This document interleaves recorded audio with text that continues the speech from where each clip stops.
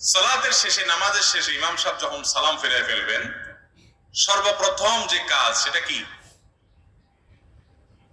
এক বর্ণনায় আসছে আল্লাহু আকবার বলবেন, এরপর তিনবার ইস্তিগফার করবেন, আস্তাগফিরুল্লাহ আস্তাগফিরুল্লাহ আস্তাগফিরুল্লাহ।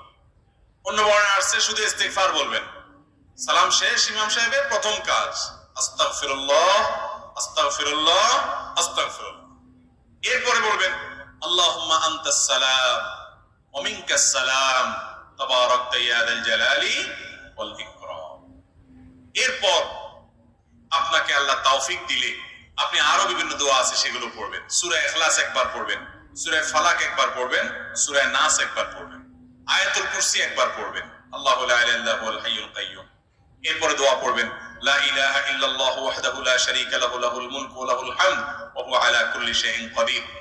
আপনি আরো দোয়া পড়বেন লা ইলাহা ইল্লাল্লাহু ওয়াহদাহু লা ইলাহা ইল্লাল্লাহু ওয়াহদাহু লা শারীকা লাহুল মুলক ওয়া লাহুল হামদ ওয়া হুয়া আলা কুল্লি শাইইন কাদির। লা ইলাহা ইল্লাল্লাহু মুখলিসিনা লাহুদ-দ্বীন ওয়ালাউ কারিহাল কাফিরুন। লা ইলাহা ইল্লাল্লাহ ওয়া লা না'বুদু ইল্লা ইয়্যাহ লাহুন নি'মাতু ওয়া লাহুল ফাদলু ওয়া লাহুস সানাউল হাসান। এরপর আরো পড়বেন আল্লাহুম্মা আইন্নি আলা যিকরিকা ওয়া শুকরিকা ওয়া হুসনি ইবাদাতিক। এরপরে পড়বেন আপনি 33 বার সুবহানাল্লাহ, 33 বার আলহামদুলিল্লাহ, 34 বার আল্লাহু আকবার। আরেক বর্ণনা আছে আল্লাহু আকবার 33 বার, শেষের বার পড়বেন লা ইলাহা ইল্লাল্লাহু ওয়াহদাহু লা শারীকা লাহু লাহুল মুলকু ওয়া লাহুল হামদু ওয়া আলা কুল্লি শাইইন কাদির। এইভাবে এই দোয়া এবং জিকিরগুলো 5 ওয়াক্ত নামাজের পর নবী করিম সাল্লাল্লাহু আলাইহি সাল্লাম পড়তেন। এগুলো বেশি বেশি করে পড়বেন। এই যে দোয়াগুলোর কথা আমি বললাম এগুলো সবগুলো মুখস্থ যাদের আছে একটু হাত তোলেন তো।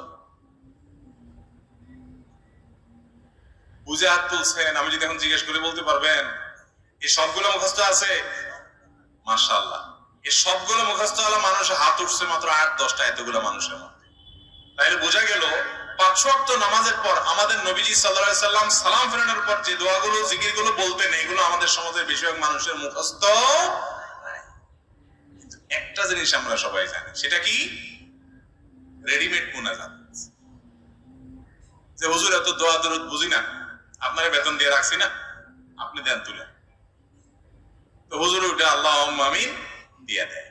ভাইরা আমার, 5 ওয়াক্ত নামাজের পর নবী করিম সাল্লাল্লাহু আলাইহি সাল্লাম সাহাবীদের নিয়ে এভাবে সবাইকে নিয়ে সম্মিলিতভাবে এভাবে ট্র্যাডিশনাল এবং রেডিমেড মুনাজাত করতেন না। তিনি করতেন দোয়া দরুদ গুলো করতেন, সাহাবায়ে কেরাম সেগুলো করতেন। বহু হাদিসে বিষয়ে বর্ণিত আছে। আর যেটা আমাদের সমাজে প্রচলিত আছে ওরকম একটা হাদিসে পাওয়া যায় না যে নবী সাল্লাল্লাহু আলাইহি সাল্লাম 5 ওয়াক্ত নামাজের পর সাহাবীদের নিয়ে এভাবে করতেন। যদি 2-4 বারও করতেন শত শত হাদিসে বর্ণনা আসতো, কারণ সাহাবীরা সবাই নবীজির সবকিছু বর্ণনা করতেন। নামাজের পুঙ্খানুপুঙ্খ রুকুতে তিনি শুধু সুবহান রাব্বিল আযীম পড়েন নাই, কখনো সুবহুন কুদ্দুসুন রব্বুল মালায়েকাতু ওয়ার রূহ পড়েছেন। রুকু সিজদায় কখনো কখনো তিনি দোয়া করেছেন সুবহানাকাল্লাহুম্মা রাব্বানা ওয়া বিহামদিকা আল্লাহুম্মা ইগফিরলি। কখনো তিনি বলেছেন সুবহুন কুদ্দুস রব্বুল মালায়েকাতু ওয়ার রূহ। কখনো তিনি বলেছেন সুবহানাদিল জাবারুত ওয়াল মালাকুত ওয়াল কিবরিয়া ওয়াল আযমা। রুকুতে সিজদাতে তিনি কি কি পড়তেন সেটা পর্যন্ত সাহাবীরা বর্ণনা করেছেন।